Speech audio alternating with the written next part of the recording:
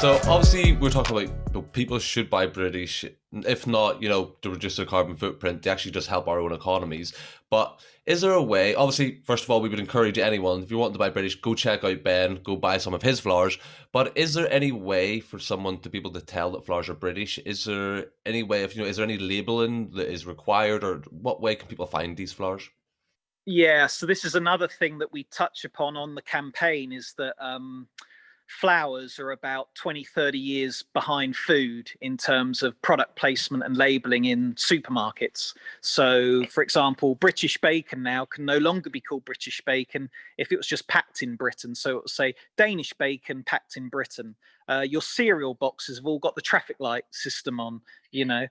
When you walk up to the egg counter, you've got battery hen, free range, and barn. It's very in your face. When you walk up to the fish counter, you're looking for that sustainable fish logo. But for flowers, you walk into, say, a supermarket, and you're sort of right in front of you. As soon as you walk in, you've got this big cascade right in front of you of all these flowers.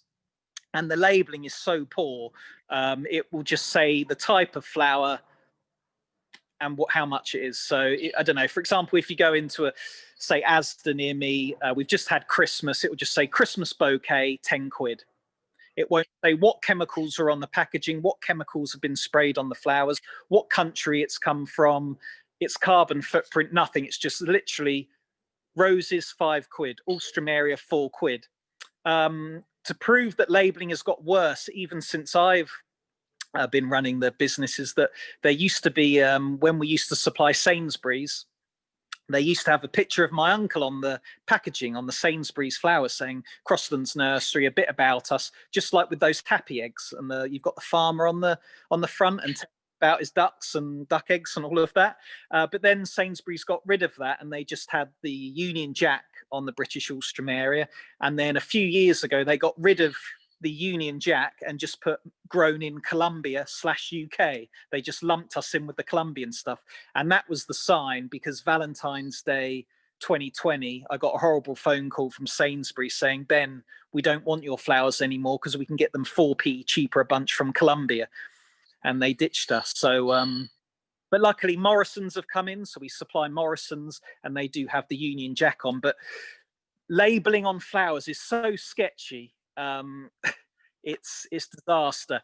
And also, not only does labeling vary between supermarket to supermarket, labeling also varies within the supermarket. So if, for example, you go to Sainsbury's in Brighton and then Sainsbury's in Chichester, the labeling will also be completely differently. So there's much to do, and obviously with no one in government dealing with this, nothing's really going to change. So from when I came back to the ranch here, the nursery, in 2011 to 2014, I had the local MP come round.